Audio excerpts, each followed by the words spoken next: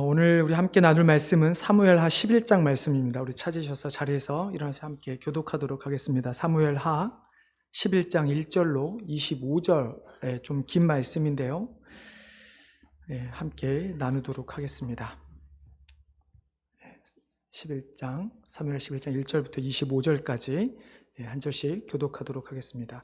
그 해가 돌아와 왕들이 출전할 때가 되매 다윗이 요압과 그에게 있는 그의 부하들과 온 이스라엘 군대를 보내니 그들이 암몬 사람 자손을 멸하고 랍바를 에워쌌고 다윗은 예루살렘에 그대로 있더라.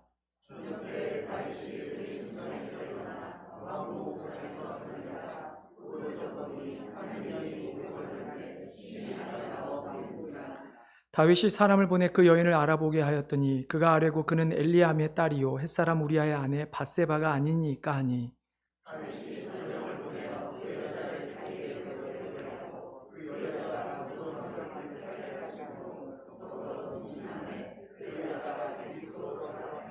그 여인이 임신하매 사람을 보내 다윗에게 말하이르되 내가 임신하였나이다 하니라.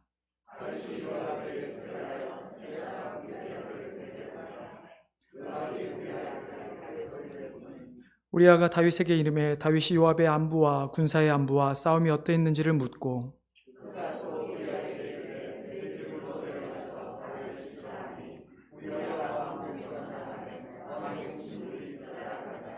그러나 우리아는 집으로 내려가지 아니하고 왕궁문에서 그의 주의 모든 부하들과 더불어 잔지라.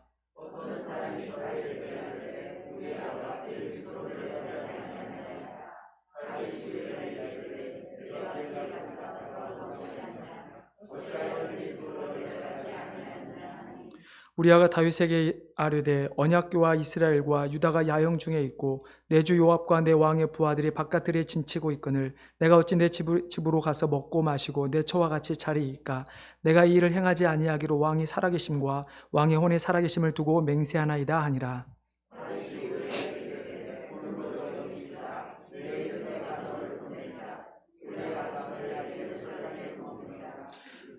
다윗이 그를 불러서 그로 그 앞에서 먹고 마시고 취하게 하니 저녁 때에 그가 나가서 그의 주의 부하들과 더불어 침상에 눕고 그의 집으로 내려가지 아니하니라.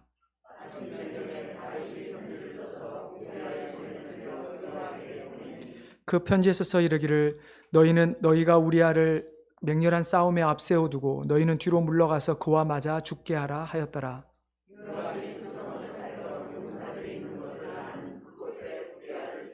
그 성 사람들이 나와서 요압과 더불어 싸울 때 다윗의 부하 중 몇 사람이 엎드러지고 햇사람 우리아도 죽으니라.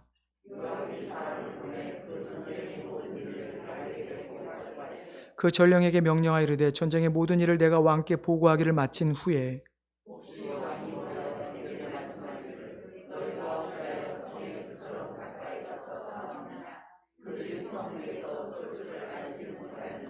여룻베셋의 아들 아비멜렉을 쳐 죽인 자가 누구냐? 여인 하나가 성에서 맷돌 윗짝을 그 위에 던지매 그가 데베스에서 죽지 아니하였느냐? 어찌하여 성에 가까이 갔더냐 하시거든 내가 말하기를 왕의 종 햇사람 우리아도 죽었나이다 하라.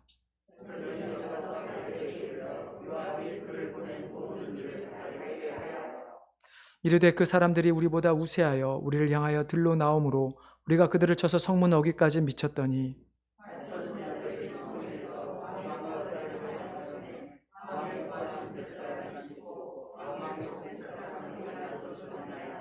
같이 읽겠습니다.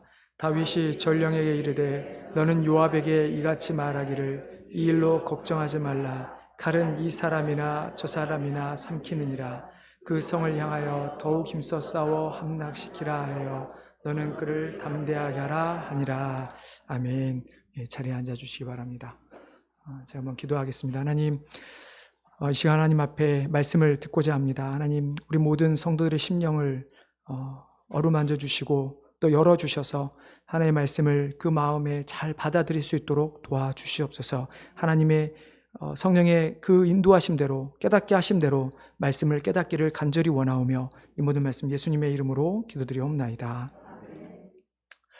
오늘 있어야 할 곳에 있지 않을 때라는 제목인데 영적 위기라고 제목을 지어도 괜찮을 것 같습니다. 실은 25절까지 읽기는 했지만 그러나 오늘은 1절부터 실은 5절 말씀 조금 더 집중을 해서 저희가 말씀을 함께 나누도록 하겠습니다.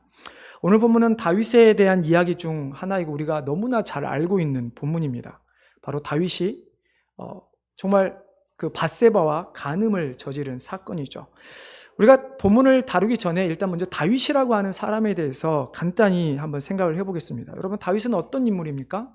사울 왕을 이어서 이스라엘의 두 번째 왕으로 등극한 사람입니다.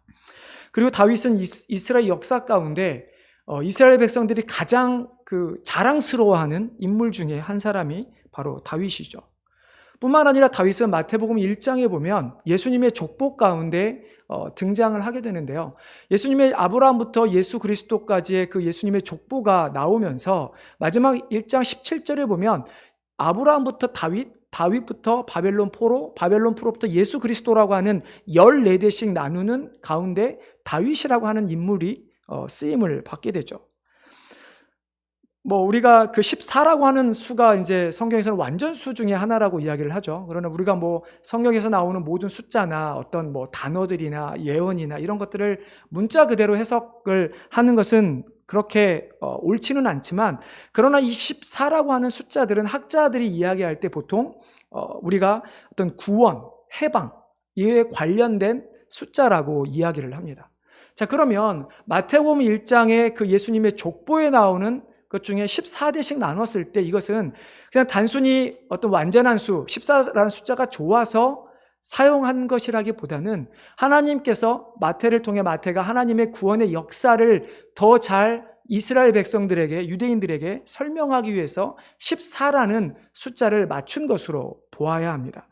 그 가운데 다윗이라고 하는 이 인물이 언급됐다고 했을 때는 아브라함, 다윗, 그 다음에 바벨론의 포로 한 번의 사건이죠. 그리고 예수 그리스도, 특별히 이 세 사람과 한 번의 이 사건은 하나님의 구속, 이스라엘 백성뿐만 아니라 인류를 구원하기 위한 하나님의 구속 역사의 가장 중요한 인물들 혹은 사건이라고 우리는 보아야 하는 것입니다. 다윗은 어렸을 때부터 아주 특별한 사람이었습니다. 잘 아시는 것처럼 지팡이로 수많은 맹수들을 때려잡았을 뿐만 아니라 정말 어렸을 때 한 10대로 추정을 하죠.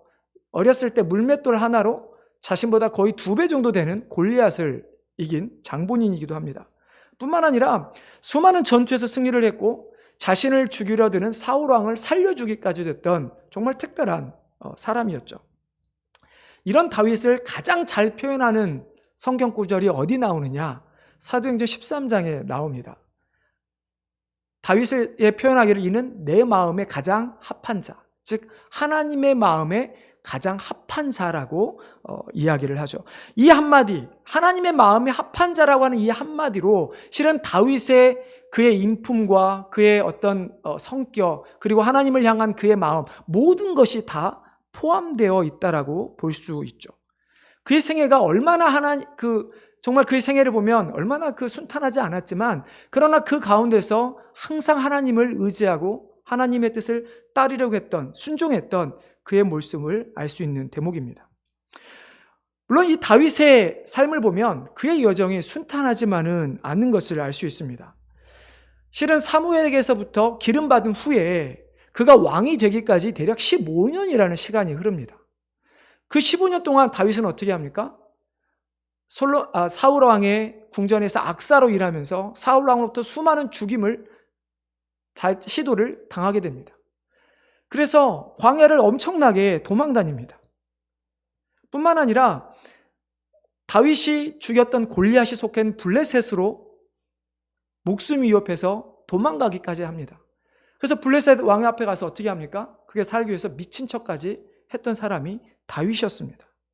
자, 그러나 하나님은 그런 다윗을 왕으로 세우셨고 다윗이 이스라엘 동안을 다스리는 동안의 모든 전쟁에서 정말 거의 모든 전쟁에서 승리케 하시고 평화를 허락하셨습니다. 이렇게 다윗이 기름 붓고 난 후에 왕이 되고 나서 15년 후에 왕이 되고 20년이 흐른 후에 오늘 본문의 사건이 등장하게 되는 것입니다.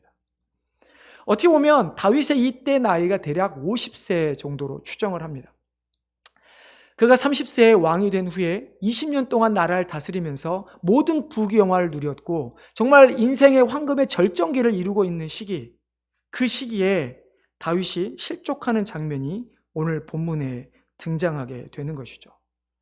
여러분 50세 정도 하면 다윗에게 있어서 그 당시에 뿐만 아니라 우리에게서도 인생의 한 중반기를 넘어가는 시점입니다. 물론 조금 사람마다 차이가 있을 수는 있지만 보통 50세 전후로 해서 대부분의 사람들이 자신이 어떤 계획한 어떤 그 골에 근접해 가는 나이이기도 하죠. 자녀들도 어느 정도 다 성장을 했고 실은 내 삶의 어떤 상황이 크게 이제 변하지 않는 나이대가 실은 중년기의 나이입니다. 그래서 이 시기가 되면 실은 그러다 보니까 새로운 것을 갈급하는 시기가 되기도 합니다. 물론 우리가 신앙적으로 봤을 때는 조금 더 또 다른 이야기로 생각할 수도 있습니다. 밥 버폴드라고 하는 사람이 해프타임이라고 하는 책을 썼는데 그 책에 보면 그는 이렇게 이야기를 합니다. 삶 절반부는 성공을 추구하는 삶이고 삶의 후반부는 의미를 추구하는 시기다라고 이야기를 하죠. 그런데 문제는 우리의 어떤 삶의 중반기, 이렇게 안정화가 되기 시작하면서 우리의 삶에서 다른 의미들을 추구를 하게 되죠. 바포포드가 이야기한 것처럼 내가 성공을 향해 달렸다면 이제는 그냥 단순히 성공이 아닌 나의 삶의 의미, 내 인생의 존재의 의미, 내가 신앙생활을 신앙인으로서의 살아가는 의미를 찾는 그런 삶을 살아가게 된다는 것입니다. 그런데 문제는 이 시기에 역시나 가장 많은 문제를 일으키기도 한다는 것입니다. 왜냐하면 내가 살았던 삶, 가정생활이든 부부의 삶이든 회사든 모든 삶에서 이제는 조금씩 이제 새로운 것을 추구하려는 마음이 생긴다는 것입니다. 무언가 더 이상 나에게 자극을 주지 않는 시기가 되어버리고 만다는 것입니다. 그러다 보니까 이때 나이에 가장 많이 일어난 것 중에 하나가 바로 우리가 너무나 세상 사람들이 즐겨 보는 드라마의 소재이긴 불륜이 가장 많이 일어나는 나이기도 하죠. 여러분, 이 불륜이라고 하는 것이 어떤 중년에 일어날 수 있는 가장 문제의 큰 대표적인 하나인데 이것은 일반 사람들뿐만 아니라 그리스도인들에게도 피해갈 수 없는 것 중에 하나입니다. 물론 단순히 성만이 아니죠. 돈, 권력, 성. 이 세 가지 문제는 많은 사람들에게 있어서 삶에 넘어지게 하는 큰 요소가 되기도 하죠. 교회를 개척하거나 목사인 경우에 교회를 개척하거나 담임 목사가 되어서 막 부임했을 때 별로 그런 일들 일어나지 않습니다. 그러나 목회에 부임하고 나서 10년이 지나고 어느 정도 안정화가 일어나면 목회자들에게도 수없이 유혹으로 찾아오는 것이 바로 이 문제이기도 하는 것이죠. 여러분, 언제부턴가 학계에서 가장 떠오른 분야가 중에 하나가 심리학입니다. 그 심리학 중에 배우는 과목 중에 하나가 인간 발달학 혹은 발달 심리학이라고 하는 과목인데 여기에 보면 예전에는 과거 한 40년, 50년 전에는 인간에게 필요한 그 모든 성격이나 심리가 어렸을 때, 즉 7살에서 12살 정도에 다 정착이 된다고 합니다. 그러나 시간이 지날수록 이 심리학이 발달할수록 언제부턴가 아이가 2살 정도가 되면 기본적인 어떤 성격이나 성향이 다 결정된다고 이야기를 합니다. 그래서 초창기에 심리학자들은 그렇게 사람이 어떤 모든 것이 결정되는 시기인 유아기부터 실은 조금 넓게는 한 청소년기에 집중을 했었지만 그러나 최근에 들어올수록 그렇지 않다. 이제 중년기, 그러니까 성년기를 넘어서 중년기를 넘어서 노년기에 갈 때 이 상황에도 사람은 누구나 다 변화할 수 있다라는 것이죠. 어렸을 때는 그러지 않았는데 자라면서 성격이 바뀌었다. 성격이 바뀌진 않았지만 최소한 어떤 사람이 가지고 있었던 가치관, 어떤 생각하는 모든 것들이 많이 바뀌게 되는 시기가 바로 이 시기인 것입니다. 여러분, 대표적인 이 중년의 시기를 대표하는 말이 무엇인지 아십니까? 사춘기의 딸과 갱년기의 엄마가 싸우면 누가 이길까? 갱년기의 엄마가 이긴다고 하죠. 그러니까 그만큼 우리는 어떤 우리의 삶의 변화가 어렸을 때 많이 일어난다고 하는 것이 이해를 합니다. 물론 틀리지 않습니다. 그러나 중년의 나이에도 얼마든지 훨씬 더 많은 변화와 어떤 우리의 삶에 다른 것들이 일어날 수가 있다는 것이죠. 즉 40대를 넘어 50대, 60대를 넘어갈수록 수많은 감정의 변화를 느끼게 되고 우리 안에 찾아오는 그 감정들이 실은 우리 삶에 혹은 우리 신앙생활에 직접적인 영향을 끼치게 된다는 것입니다. 오늘 본문으로 한번 다시 돌아와 보겠습니다. 오늘 말씀드린 것처럼 오늘 본문은 다윗이 대략 왕이 된 지 20년이 지난 해, 다윗이 이제 완전한 성숙한 나이가 되는 해에 일어났던 사건입니다. 다윗의 삶을 보면 항상 하나님의 뜻을 살아했던 왕이었으며 모든 전쟁에서 그가 가장 먼저 앞서서 백성들의 군사를 이끌고 싸웠던 왕이었습니다. 그런데 그가 어떻게 변합니까? 1절을 한번 보겠습니다. 1절에 보면 같이 읽어보시죠. 자, 1절입니다. 시작.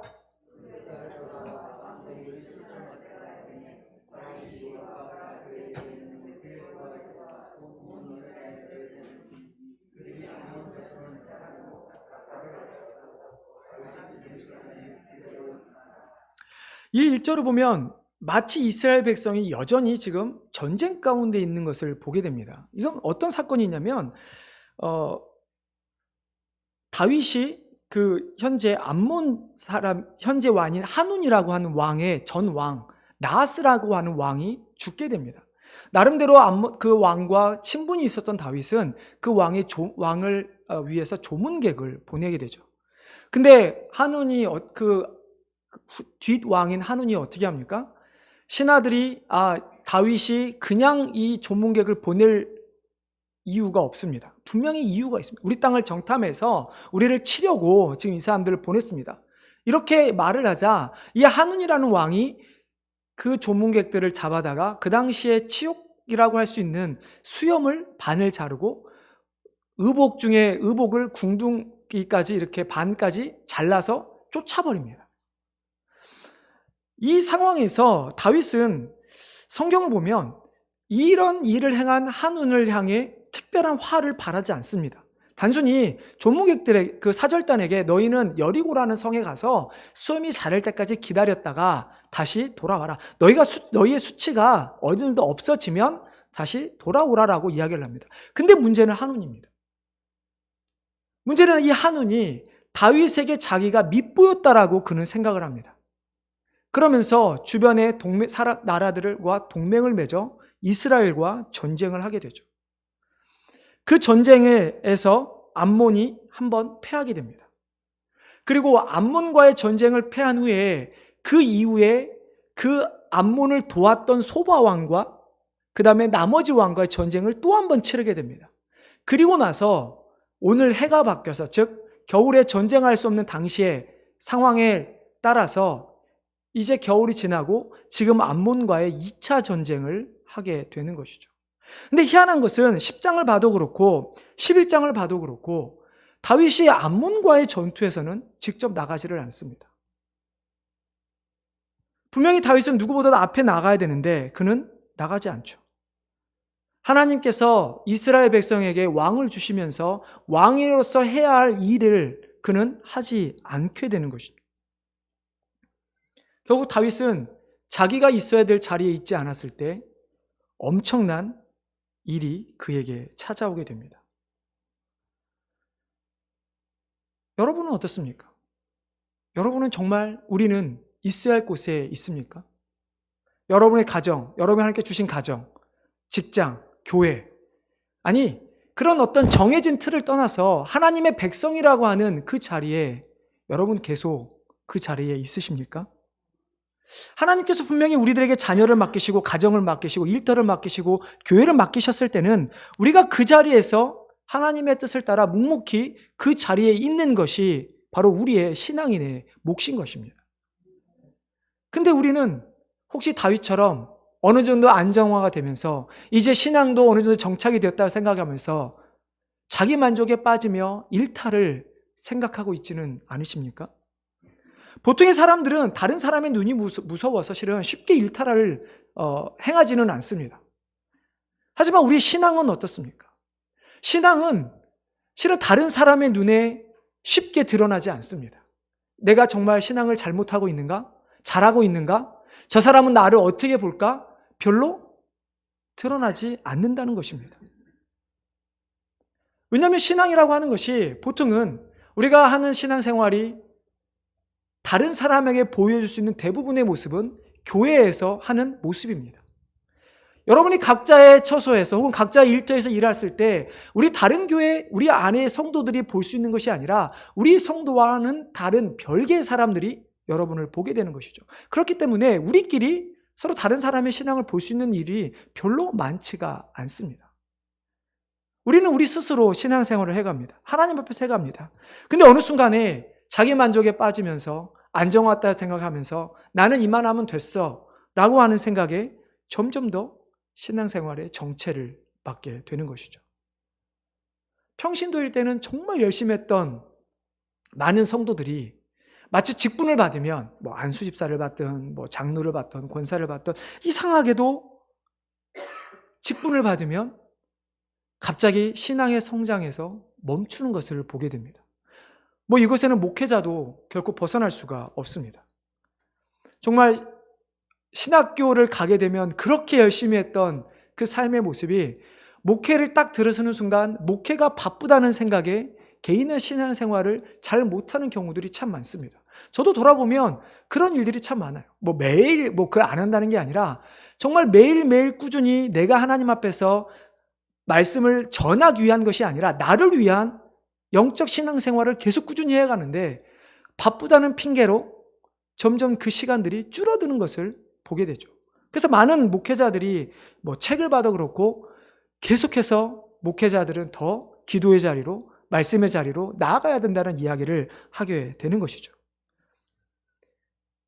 우리는 우리의 영적 전투 자리에서 우리는 계속 있어야 합니다. 하나님께서 우리를 구원하신 이후에 우리의 신앙생활의 여정은 단순히 하나님만을 잘 믿는 것이 아니라 사단과의 영적 전투의 자리에 우리는 항상 있어야 하는 것입니다. 근데 여러분 어떻습니까? 여러분은 지금 영적 전투 자리에 서 계십니까? 아니면 다윗처럼 영적 전투에 그 전투 현장에 있어야 함에도 불구하고 마치 뒷방 마님처럼 뒤에서 앉아서 무엇인가 다 하려고 하는 그런 모습은 있지는 않습니까? 우리가 있어야 할 자리에 있지 않을 때 우리에게 무슨 일이 벌어집니까? 우리는 죄를 범하게 됩니다. 자, 본문으로 다시 돌아가 보면 전쟁에 나가지 않은 다윗, 그런 이제 무엇인가 한가한 시간을 보낸 듯한 모습을 보이게 됩니다. 2절에 보면 저녁 때 다윗이 그의 침상에서 일어나 왕궁 옥상에서 거닐었다라고 이야기를 합니다. 여러분 한번 생각해 보십시오. 만약에 여러분의 자녀가 지금 우크라이나에서 전쟁을 나간다고 한번 생각해 보십시오. 여러분 부모로서 한가로이 낮잠을 즐기며 옥상을 거니며 그렇게 지내실 수 있으시겠습니까? 제가 미국에 처음 왔을 때 그때 한참 아프간 사태 전이죠. 그 이집트나 수많은 그 중동에서 계속 내전이 있었습니다. 그때 제가 있었던 교회의 장로님 혹은 집사님의 아들들이 미군에 이제 지원을 했고 그들이 그쪽으로 파병되는 일들이 있었습니다. 여러분 그분들뿐만 아니라 교회가 얼마나 많은 기도를 했는지 모릅니다. 자, 그러면 한번 생각해 보십시오. 다윗이 오케이 나이가 많이 이제 들어서 싸울 수 없는 나이라고 우리가 생각을 합시다. 그래서 더 이상 전쟁에 나가지 못해서 궁에 머물러 있습니다. 그러면 다윗은 어떻게 해야 할까요? 최소한 그는 지금 전투를 하고 있는 자신의 부하를 위해 하나님의 백성을 위해 기도하는 것이 마땅하지 않을까요? 근데 지금 그의 모습을 보면 저녁 때 일어나서 낮에 낮잠을 즐겼는지 저녁 때 일어나서 한가로이 왕궁을 거니는 모습을 보게 됩니다.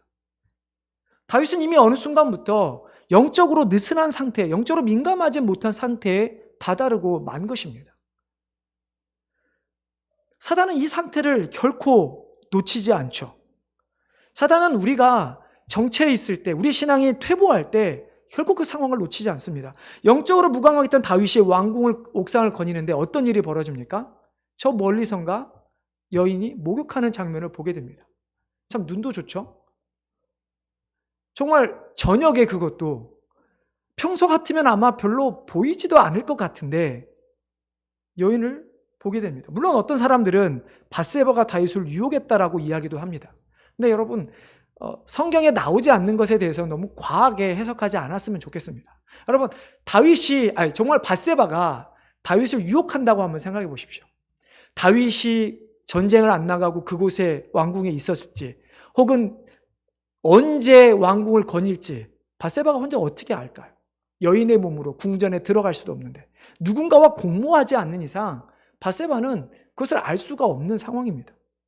만약에 밧세바가 누군가 공모했거나 정말로 다윗을 유혹하려고 했다면 하나님께서 가만 놔두셨을까요?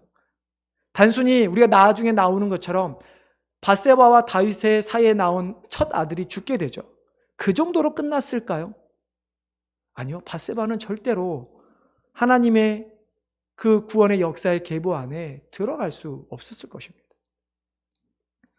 다윗의 영적 해이해진 상태, 그 무뎌진 상태, 사단은 이것을 놓치지 않고 다윗으로 하여금 간음의 죄를 저지르게 만든다는 것입니다. 다윗이 다 이뤘다라는 그 성취감, 더 이상 나는 전쟁하지 않아도 돼, 이제는 내 부하들이 다 알아서 다 할 수 있어 라고 하는 그 무뎌진 긴장감이 없는 상태와 영적 무감각의 상태는 결국 그로 하여금 죄를 범할 수 있는 최적의 상태로 만들어 버렸다는 것이죠. 여러분, 우리는 어떻게 죄를 짓게 됩니까? 이렇게 영적으로 무감각해졌을 때 우리는 어떻게 죄를 짓게 됩니까? 대부분 듣는 것 혹은 보는 것으로부터 시작해서 죄를 짓게 됩니다. 여러분, 인류의 첫 범죄 사건인 선악과 사건을 보면 알 수 있습니다. 어떻게 죄를 범하게 됩니까? 사단이 여인에게 와서 말을 건네죠. 먼저 말을 건넵니다. 하나님께서 동산에 있는 모든 나무를 정말 먹지 말라고 하시더냐? 라고 이야기를 하죠. 그러면서 하와가 이러죠. 아니, 그렇지 않아. 그러나 단순히 중앙에 있는 나무만 먹으면 안 된다라고 이야기를 합니다. 그때 사단이 뭐라고 합니까? 아니야. 너희는 그거 먹으면 하나님처럼 될 수 있어. 하나님처럼 선악을 분별할 수 있게 돼서 하나님이 너희를 못 먹게 하는 거야. 그 말을 듣는 순간 하와가 그 선악과를 봤을 때 어떻게 됩니까? 평소에는 보면서도 아무런 느낌이 없었던 하와가 갑자기 그 선악과를 보니까 이렇게 생각을 하게 됩니다. 창세기 3장 6절입니다. 여자가 그 나무를 본즉 먹음직도 하고 보암직도 하고 지혜롭게 할 만큼 탐스럽기로 한 나무인지라. 평소에는 아무렇지도 않다는 것이 갑자기 자신에게 유혹이 찾아왔을 때 그것이 갑자기 나에게 죄를 범할 수 있는 다른 무언가로 바뀌어 보이게 된다는 것입니다. 새로운 것이 찾아오는 것이 아닙니다. 나의 주변의 환경에 있는 것들이 어느 순간부터 우리의 영적인 무뎌질 때 바뀌어서 보이게 된다는 것이죠. 만약 다윗이 영적으로 계속 깨어 있었다고 했다면 여러분 생각해 보십시오. 그 상태에서 밧세바를 봤을 때 다윗의 예전의 상태라면 어떻게 했을까요? 아마 그는 자신이 부지불식간에 지었던 죄 때문에 하나님 앞에 회개했을 것입니다. 아니면 최소한 별거 아니라고 생각하고 넘어갔을 것입니다. 그러나 다윗은 어떻게 합니까? 여인이 목욕하는 그 장면을 보고 그것으로 끝나지 않고 그 여인을 데려다가 간음의 죄를 범하게 되죠. 여러분, 최근에 무엇을 보고 무엇을 듣고 계십니까? 사단이 하와에게 한 이야기, 내가 하나님처럼 되리라. 여러분, 이 말이 실은 우리가 조금만 달리 생각하면 많은 우리도 그런 유혹에 노출되어 있다는 것입니다. 여러분, 한국의 지금 아이들, 그러니까 청소년들 사이에서 가장 문제가 무엇인지 아십니까? 게임 혹은 여러 가지 문제가 많이 있습니다. 여러분 왜 게임을 하시는지 아십니까? 사람의 심리로 봤을 때 내가 세상에서 이룰 수 없는 경지를 게임을 통해서 이루고자 하는 것입니다. 여러분, 이게 다른 말로 하면 무엇입니까? 내가 하나님처럼 되고자 하는 것입니다. 여러분이 왜 드라마를 보십니까? 여러분 왜 유튜브를 많이 보십니까? 혹은 여러분이 왜 많은 여러분의 취미 생활을 통해서 무엇을 하기를 원하십니까? 물론 적당히 하는 것은 우리가 건강과 여러 가지 우리의 많은 스트레스를 해소하는 데 도움이 됩니다. 그러나 그것이 과해지면 어떻게 될까요? 내가 속해 있는 이 상황에서 내가 해결할 수 없는 것을 도피해서 나만의 무언가의 세상에 내가 빠져들어가는 것입니다. 여러분, 그것이 무엇인가요? 그것이 바로 지금 말씀하는 하나님처럼 되는 것입니다. 내가 그 세상에서 선악을 구별하는 것입니다. 다른 사람이 무엇라고 말하든 상관없이, 하나님께서 무엇라고 말하든 상관없이 내가 원하는 공간 안에서 내가 원하는 대로 판단을 해서 선택하며 살아가는 것입니다.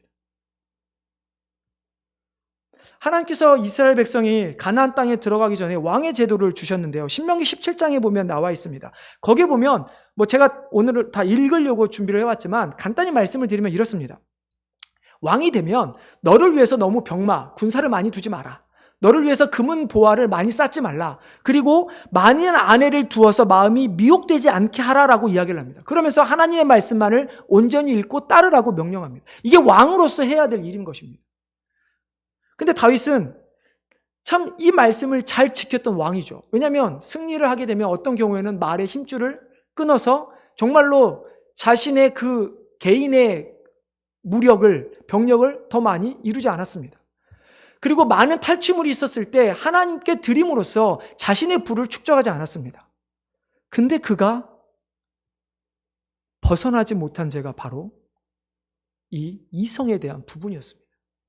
다윗이 헤브론이라고 하는 곳을 취하고 나서 다윗성이라고 명하죠. 그 이후에 무슨 일을 한지 아십니까? 많은 첩을 두고 많은 자녀를 낳게 됩니다. 결국 오늘 다윗이 밧세바와 간음을 벌이는 이 사건이 단순히 어떤 한순간에 딱 벌어지는 것이 아니라 그는 언제부턴가 영적으로 점점 무뎌져 가고 있었다는 것이죠. 본인은 몰랐죠. 그러나 그 무뎌진 어느 순간 그는 자신이 하나님처럼 되어 자신이 모든 것을 다 할 수 있다고 생각을 하게 된 것이죠. 그래서 심지어 다른 사람의 아내를 빼앗아서 간음의 죄를 벌이게 됩니다. 여러분, 그걸로 끝납니까? 다음에 실은 오늘 읽은 본문은 한 번에 끝날 본문은 아니기 때문에 뒤에 다 설명을 못하겠지만 다윗은 그 간음의 죄를 덮기 위해서 무슨 죄를 저지릅니까? 살인의 죄까지도 저지르게 됩니다. 단순히 살인의 죄만 저지릅니까? 그는 그 살인의 죄, 간음의 죄를 덮기 위해서, 살인의 죄를 저지르기 위해서 수많은 사람을 공범으로 끌어들입니다. 무슨 말입니까? 하나님의 백성들을 하나님 앞에 범죄하게 만들어버리고 만다는 것이죠. 여러분, 과연 우리의 눈과 귀는 지금 어디를 향하고 있을까요? 여러분은 여러분의 마음을 정말 어디에 두고 계십니까? 우리가 공부를 하고 자녀를 키우고 일을 하고 신앙생활을 하는데 정말 여러분의 마음은 어디에 있습니까? 정말 우리의 눈과 귀가 하나님 말씀을 쫓아가고 있습니까? 정말 우리의 마음이 주님의 마음처럼 되기를, 우리의 마음을 정말 예수 그리스도께 향하도록 애쓰고 있습니까? 아니면 이 정도면 내가 다 이루었지, 이 정도 신앙생활 했으면 됐어, 이 정도 내가 섬겼으면 됐어 라고 하며 자기 만족 혹은 영적 무감각에 빠져 있지는 않으십니까? 구원을 받았든 받지 않았든 모든 사람은 이 세상이라는 틀에서 살아갑니다. 그러나 하나님을 믿는 사람의 삶의 목표와 자세는 하나님을 믿지 않는 자들의 모습과는 달라야 합니다. 하나님을 믿지 않는 자들은 자신의 성공을 위해서 달려가면 됩니다. 그리고 정말 자신의 즐거움과 자신의 유익을 위해서만 달려가면 됩니다. 그러나 하나님을 믿는 자들은 나의 유익이 아닌 하나님을 위해 최선을 다하고 하나님을 향하여서 우리는 한 걸음 한 걸음 떼어 나아가야 하는 것이죠. 하나님 믿지 않는 자들은 자신의 필요를 구하고 그리고 나서 다른 사람을 돌봅니다. 그리고 자신들이 믿는 자신을 찾게 됩니다. 그러나 하나님을 믿는 자들은 우리의 필요를 먼저 구하는 것이 아니라 하나님의 나라와 의를 구하는 것이고, 그로 말미암아 채워지는 것을 가지고 우리는 또한 이웃을 사랑하며 나누며 살아가게 되는 것이죠. 여러분, 절대로 이 순서가 바뀌어서는 아니 되는 것입니다. 우리 필요를 구하고 난 후에 하나님 나라를 구하는 것입니다. 그것이 아니고 하나님 나라를 의를 구하고 필요를 구할 때, 그러나 이 순서가 바뀌게 되면 어떻게 됩니까? 결국은 내가 하나님이 되는 것이죠. 하나님, 마치 우리는 하나님을 믿고 하나님께 기도하지만 내가 하나님이 되어서 하나님 내가 이거 필요하니까 당장 주십시오. 누가 위에 있습니까? 하나님입니까? 아니, 우리가 위에 있는 것입니다. 하나님 나 이거 필요하니까 당장 주십시오. 하나님 이거 주시면 내가 이 일을 하겠습니다. 모든 것을 구하는 것도 나고 내가 모든 것을 계획하는 것도 나지 절대로 하나님이 아닌 것입니다. 우리는 착각해서는 안 되는 것입니다. 사랑하는 성도 여러분, 정말 있어야 할 자리에 서 계시기를 바랍니다. 정말 우리가 걸음을 내디뎌야 할 그 곳에 걸음을 내디디시기를 바랍니다.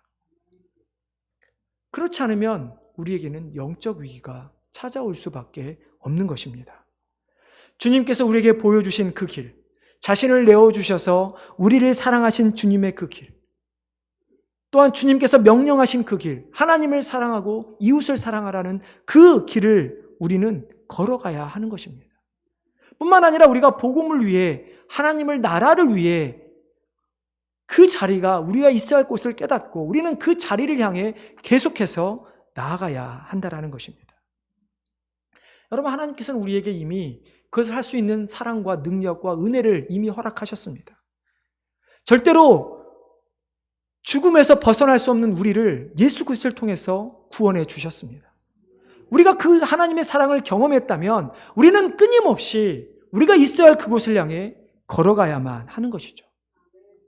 여러분, 우리가 그 길을 걸어갈 때 하나님께서 그래, 이제 내가 너를 구원했고 너에게 능력을 다 줬으니까 알아서 잘 오렴, 내 앞에 나아오렴 이러신가요?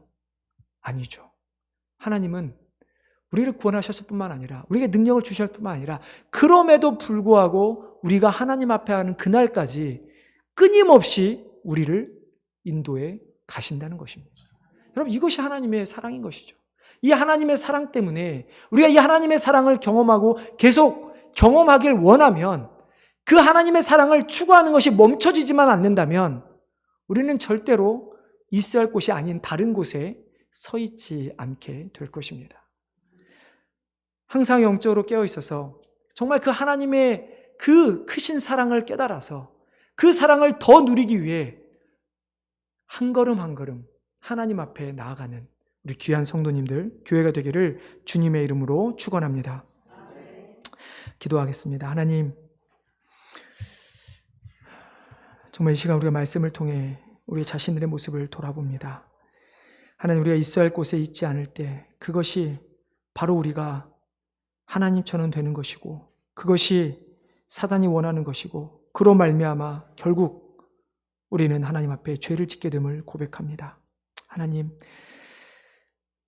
어떠한 경우에도 비록 내가 계획을 세운다 할지라도 그것을 이루시는 것은 하나님인 것을 우리가 깨닫게 하여 주시고 하나님의 뜻을 넘어서 우리의 욕심을 부리지 않고 정말 말씀하신 그곳에 영적으로 민감하여서 하나님이 원하시는 그곳에 우리가 서 있게 하여 주시옵소서. 하나님께서 가라시면 가고 멈추면 멈출 수 있는 자들이 되기를 원합니다. 하나님, 우리가 정말 자기 만족 혹은 영적 무뎌 상태에 놓여 있지 않기를 원합니다. 하나님, 우리가 끊임없이 주님을 향해 나아가는, 하나님의 나라와 의를 향해 나아가는 주의 백성 되게 하여 주시옵소서. 감사하며 예수님의 이름으로 기도드리옵나이다.